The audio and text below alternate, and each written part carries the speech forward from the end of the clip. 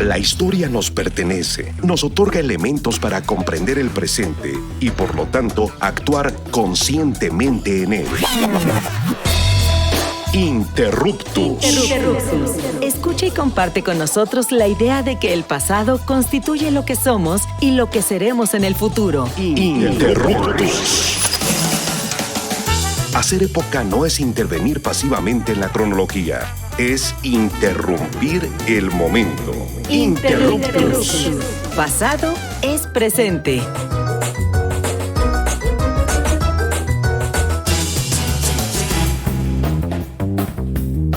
Hola, ¿qué tal? Les damos la bienvenida a Interruptus, Pasado es Presente, su programa de divulgación y reflexión histórica. Yo soy Misael Chabuya Cruz y hoy vamos a iniciar una serie de programas en los que estaremos reflexionando sobre aspectos del trabajo de historiadoras e historiadores, aspectos que no siempre son evidentes cuando hablamos de temas históricos concretos, pero que están detrás, en medio o enfrente de las investigaciones. Antes de iniciar nuestra conversación con nuestros invitados que ya están por acá, quiero saludar a mi amigo y colega Augusto Mote, conocido en la Deep Web como el Barto.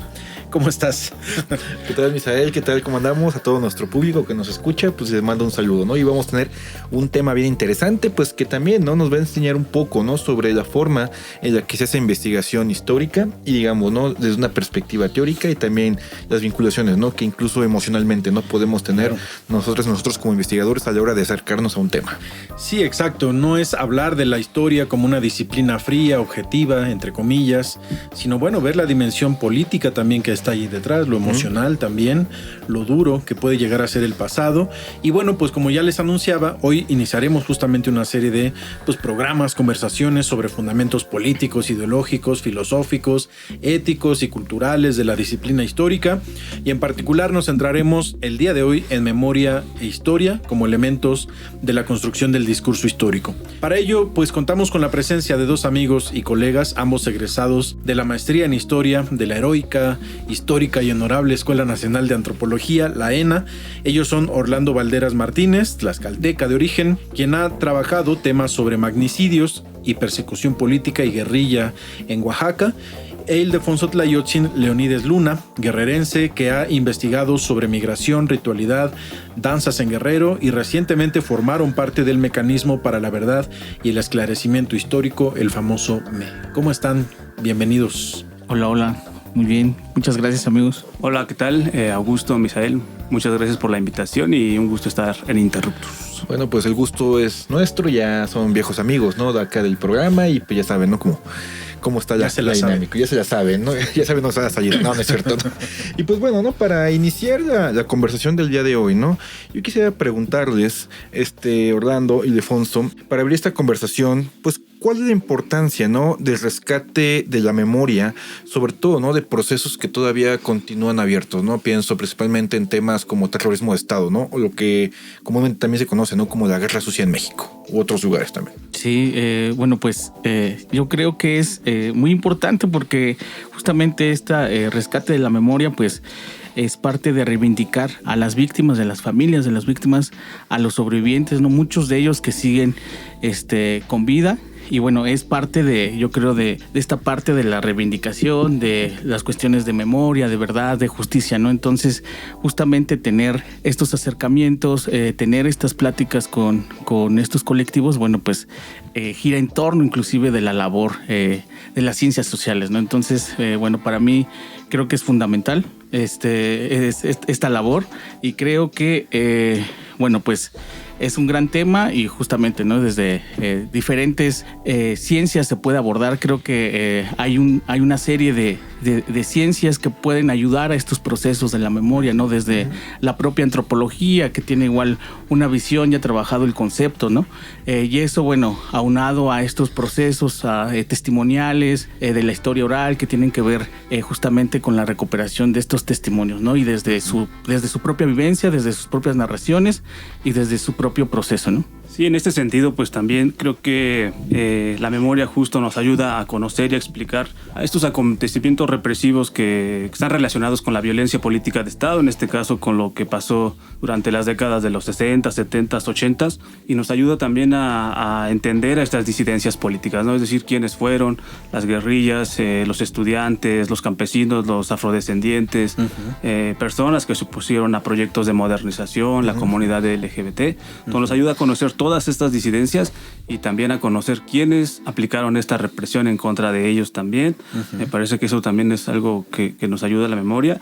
Y también está presente en estos ejercicios, ¿no? También como lo del mecanismo de esclarecimiento histórico, justamente para conocer o esclarecer lo que sucedió en estos años de represión política, ¿no? Por parte del Estado. Y también, aparte de conocer las memorias de estos disidentes políticos, pues también conocer las memorias del Estado, ¿no? Que muchas veces están representadas por los archivos de la Dirección Federal de Seguridad, de la Secretaría de la Defensa Nacional, ¿no? Que son conocidos como archivos de la represión. Fíjense que, bueno, ya lo empezaban a ustedes a comentar, pero me gustaría que continuáramos con esta reflexión sobre cómo, pues, profesionales de la historia y de otras disciplinas, como lo decía Silde, pues podemos aportar, ¿no? ¿Cuáles son los aportes en la recuperación de la memoria de las comunidades? No solo las víctimas, digamos, en el contexto del terrorismo de Estado o de la guerra sucia o la persecución política, sino pues también qué pasa con la memoria en las comunidades, en grupos sociales y políticos de distinta índole, cómo vincular además pues la visión académica que tenemos a veces como historiadoras o historiadores en nuestra propia formación con una visión sociopolítica no académica que a veces puede ir como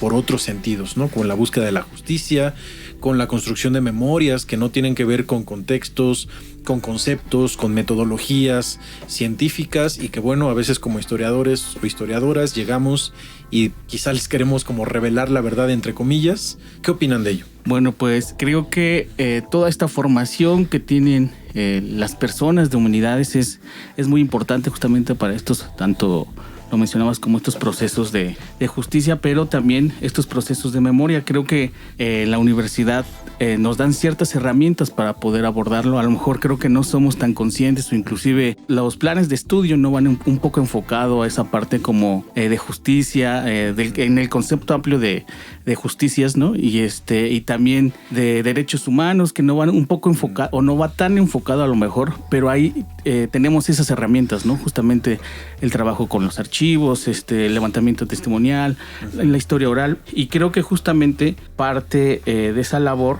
es saber que también estas familias, estas comunidades, estos colectivos han creado sus propios saberes, sus propios conocimientos, sus propios archivos, tienen sus propias memorias, ¿no? Entonces es un tanto dialogar al igual con también las narraciones que ellos han generado. Si bien ha habido silencio por parte del Estado, ellos han tenido esta parte de generar su propia narración y de tener sus archivos, y justamente creo que son las partes o las herramientas que nos dan a veces como profesionales y de las cuales tenemos que tener esa delicadeza para tratarlos como tal. Bueno, yo agregar también que como profesionales pues tenemos un papel como de intermediarios, ¿no? Frente a estas memorias. Creo que es importante que cuando trabajamos con estos testimonios con las personas, pues ponernos en un plano de igualdad también frente a ellos, y nuestra tarea justo es eso, ¿no? Ubicar esos testimonios en un contexto particular, porque las memorias pues hacen referencia desde lo individual, también a lo colectivo, pero creo que algo que debe de hacer el historiador es ubicarlos en el contexto en que sucedieron los hechos que nos narran, pero también desde el presente, que es desde el que estamos escribiendo la historia o estamos rememorando también. Esa parte que tú mencionas, Orlando, de cómo entender la memoria desde estos dos momentos, pues es como una de las reflexiones que se han hecho en términos académicos sobre la falibilidad de la memoria a veces, ¿no? Y que es como, que a veces incluso es como no científico, digamos, el trabajo con la memoria, pero bueno, quizá ya hablaremos un poquito más de eso. Pero... Sí, yo quería, digamos, ¿no? Como quizá preguntar un poco más, ¿no? Sobre esto que están comentando, ¿no? Sobre, acá, digamos, Ildefonso, ¿no? Comentó un poco, ¿no? Sobre el rescate de la memoria de las comunidades, ¿no? Y también entendemos, ¿no? Que muchos de estos procesos, ¿no? De rescate de la memoria también tienen que ver desde una lógica de Estado, ¿no?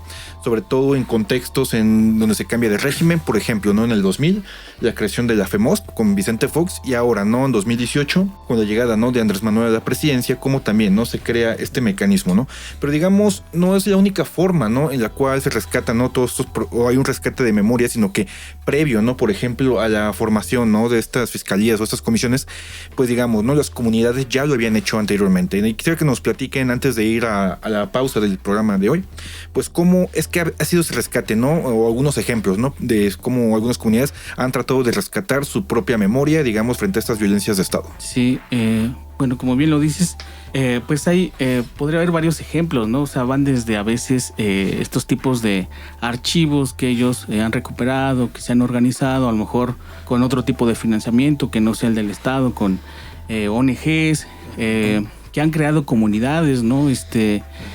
Tanto de víctimas como de resistencia, que han generado cierta identidad frente a la oposición del reconocimiento del Estado, pero también pues se han valido de otro tipo de recursos, ¿no? De literatura, de documentales, de cortos. Creo que puede haber, no por mencionar alguno en específico, pero hay muchos ejemplos, ¿no? En los que ellos han intentado rescatar estas memorias, porque pues son diversas, y que también han desarrollado pues cierta pedagogía para también transmitirlas en sus lugares de origen o dentro de su comunidad, dentro de su familia, para poder resistir, ¿no? Sí, también mencionar que, por ejemplo, la memoria, el rescate de esta memoria de las disidencias políticas comienza poco tiempo después, ¿no? de todos estos actos represivos o todas esas experiencias que tuvieron, y la música es uno de los principales herramientas que tuvieron, ¿no? Judith Reyes, Molina, ¿no? cantando y rememorando las luchas de Guerrero, de Chihuahua, me parece que también es un ejemplo.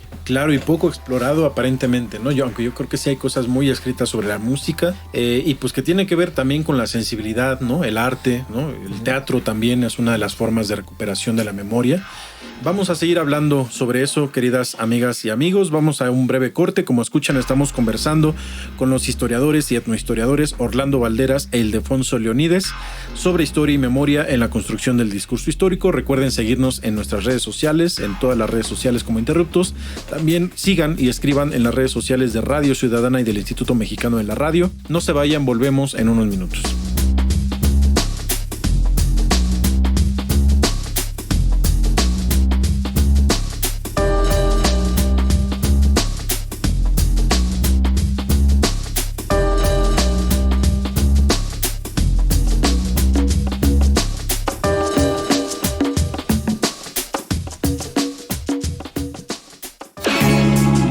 La historia es nuestra, porque la hacemos todos los días. En un momento continuamos. Interruptus. Pasado es presente.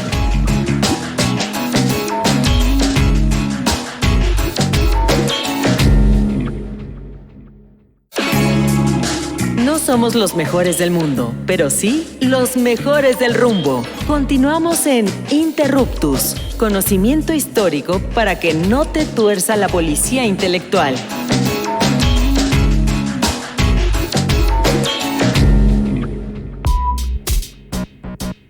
Amigas y amigos de Interruptus, regresamos al segundo bloque de nuestro programa. Conversamos con los historiadores y etnohistoriadores Orlando Valderas e Ildefonso Leonides sobre historia y memoria en la construcción del discurso histórico. Bueno, pues hablábamos ya justamente sobre esta parte en la que hay distintas formas de creación de memoria, desde las propias comunidades, desde la intervención de historiadoras e historiadores, y también justamente desde distintos tipos de instituciones privadas, públicas, el Estado. Ahora, a mí me gustaría que hablemos sobre pues la justicia, ¿no? Cómo es que la búsqueda de la justicia a través de procesos de memoria y de historia pues está mediada también, como ustedes ya bien lo planteaban, pues por el Estado, por personas que trabajan de manera, pues digamos, como transitoria a través de instituciones estatales, y pues cómo es que la acción de las víctimas puede darse de manera como tensa, digamos, ¿no? Estas formas en cómo, tú lo decías, Ildefonso, cómo van creando sus propias memorias, pero el Estado cuando llega también trae sus propias memorias, o el Estado viene ya con una, digamos, carga ahí de una historia construida a lo largo de las décadas, y vienen estas contramemorias. Ha habido muchos ejemplos ya a nivel mundial sobre esta recuperación sobre todo de momentos duros, de persecución, de desapariciones. El caso de Argentina, por ejemplo, con la dictadura en los años 80. Y bueno, en realidad el proceso empezó de andarse desde los 90 hasta ahorita todavía. En España con el franquismo, en Colombia con la guerra y el narcotráfico, y en México pues es quizá lo más reciente que tenemos en América Latina. En Guatemala también se está dando por ahí un proceso. Pero bueno, ¿cómo ustedes le entrarían al tema del Estado, las víctimas y esta conjugación de las memorias? O una disputa de la memoria, combates por la historia, no sé. Bueno, complicado.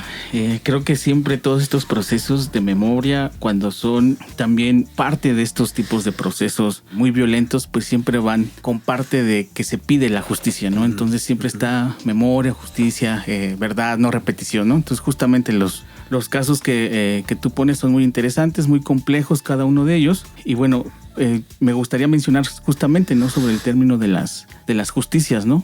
Hablando de que tú ponías el caso de Colombia, ¿no? En el caso de Colombia es especial porque también hubo grupos indígenas que sufrieron estas graves violaciones cometidas por el Estado, ¿no? Y justamente parte de los procesos de justicia que tuvieron en Colombia fueron formas que solicitaron de memoria, pero también de justicia, ¿no? Y, por ejemplo, hay un caso muy particular, que parte de la justicia era que un perpetrador que había admitido una masacre, él hiciera trabajo comunitario, ¿no? Entonces ahí creo que había como un shock entre lo que uno piensa como justicia, ¿no? Pero ellos desde su pueblo lo veían como diferente, ¿no? Así como de, bueno, tú cometiste esta falta, ahora tienes que resarcirla de esta forma, ¿no? Y no necesariamente con la prisión, ¿no? Entonces creo que es muy interesante estos temas que estás tocando, y bueno, dentro de la justicia ahí lo abordaría, y yo creo que Orlando puede tocar el de memoria mejor. Es una pregunta bien interesante y espero poder explicarme con lo que viene. Creo que la pregunta nos lleva a poner estos elementos que van construyendo a la memoria, ¿no? Primero, que es una memoria individual, que se construye desde lo individual, es colectiva, y que está también en interacción con otras memorias, ¿no? Pues cuando está en interacción con otras memorias, por ejemplo, ¿no?, la memoria de la guerrilla o de los guerrilleros en México en los 70s, cuando ellos se reúnen, pues van creando cierta narrativa, un discurso que va a entrar también en una relación con otras memorias que no necesariamente responden a cómo ellos van construyendo su memoria. Y en este sentido, bueno, ya se crea el discurso y vamos a entrar también entonces con la memoria a estas disputas por la memoria o luchas por la memoria, ¿no? Entonces tenemos muchas memorias que están relacionadas y que aparte están en disputa, ¿no? Porque muchas veces pues, no son compatibles. Claro. Y en este caso viene el ejemplo con el Estado también, ¿no? Entonces el Estado tiene su memoria, o por ejemplo todos estos gobiernos del PRI, ¿no?, del México autoritario durante todos esos años, pues negaron todas estas memorias de las disidencias políticas, pero no significaba que no existieran estas memorias. Las disidencias políticas las estaban creando, las estaban manteniendo vivas, y justamente cuando llegan estos periodos del 2000 con la Fiscalía Especial para los Movimientos del Pasado, o en el 2018 con el mecanismo de esclarecimiento histórico, pues es un reflejo de estas relaciones de las memorias, ¿no? No son compatibles, creo que no. Las víctimas y sus familiares tienen su memoria, el Estado tiene su memoria, pero sí están en una relación, y la búsqueda de justicia por estos crímenes que se cometieron por motivos políticos en contra de estas disidencias, pues es lo que va empujando estos procesos de justicia también, ¿no? Las exigencias que tienen las familias para que se investiguen estos crímenes, porque son violaciones graves a derechos humanos, no fueron crímenes comunes, fueron por motivos políticos, y me parece que eso ahí está esta relación entre Estado, víctimas, y en otros países pues la memoria de estos disidentes ha empujado muchos juicios como en Argentina, perdón. En México nos hemos quedado un tanto cortos. Ha habido, pues sí, algunos pasos, ¿no?, como la Fiscalía, la Converdad en Guerrero, el mecanismo ahora, pero también creo que falta mucho.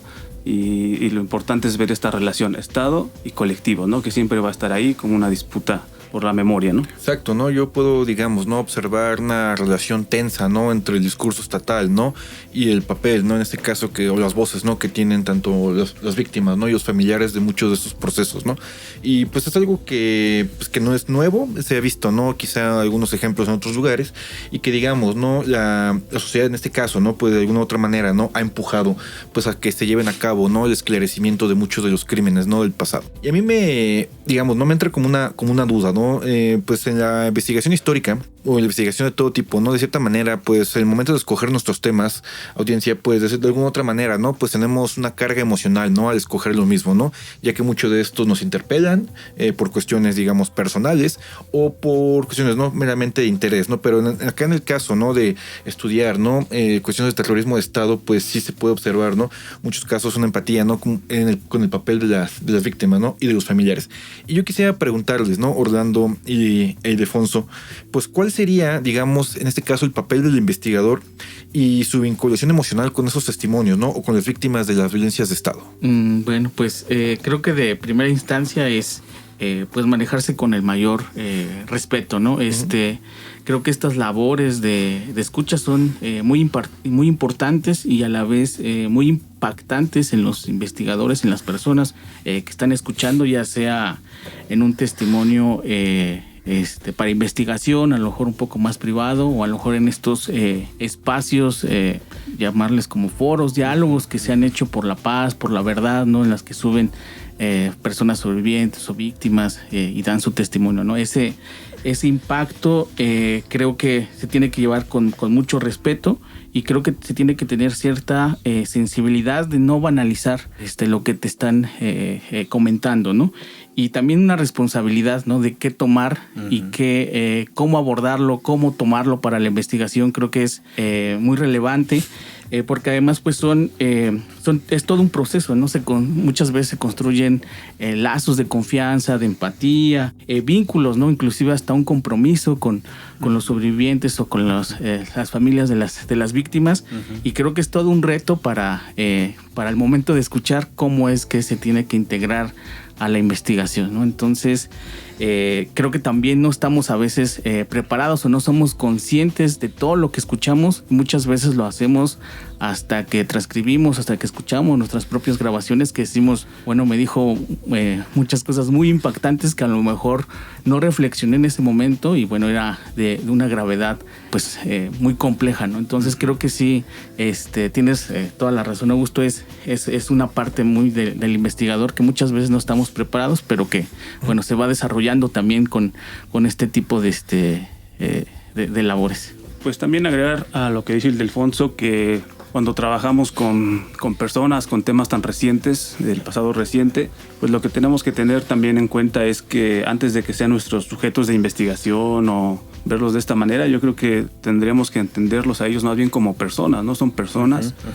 son como nosotros, y debemos de tratarlas con mucho respeto en un plano de igualdad, y tener en cuenta que lo que ellos están rememorando, lo que nos están compartiendo a través de sus testimonios, pues muchas veces despierta en ellos, trae a ellos toda estos hechos traumáticos. Se reviven, ¿no? Exactamente, y es complicado también, como dice de muchas veces no estamos preparados, pero creo que tenemos que tener un respeto y tener respeto a lo que significa para ellos toda esta rememoración. Yo solo como una idea que concluya quizá este programa, en el que, bueno, pues hay muchas cosas de las que todavía le podemos sacar, tiene que ver con que, bueno, no solo es como la recuperación de los testimonios, sino la construcción de una historia pública, ¿no? De un vínculo social, de un vínculo que vaya también más allá de digamos que quizá de estos pequeños espacios donde se dan los testimonios, de la recabación misma a través de las grabaciones, sino que se conozca, ¿no? El vínculo con la sociedad, de que la sociedad en general se apropie también de estos momentos,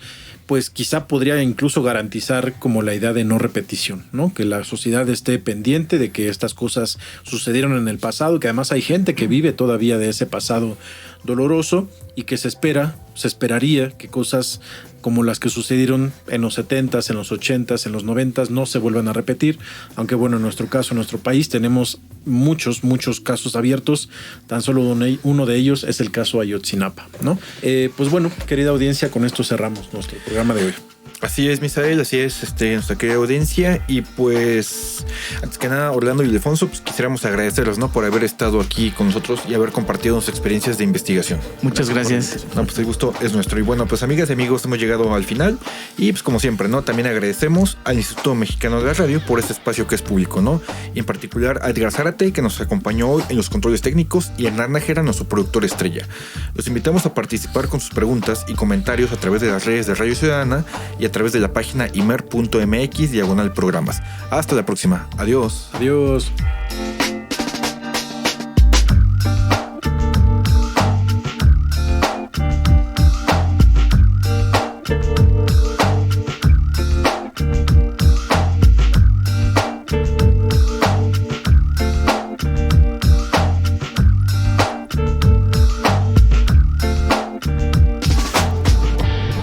Interruptus.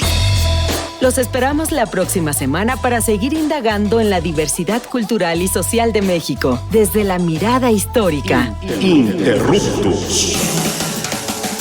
Porque comprender nuestro pasado es primordial para entender nuestro presente. Interruptus. Pasado es presente.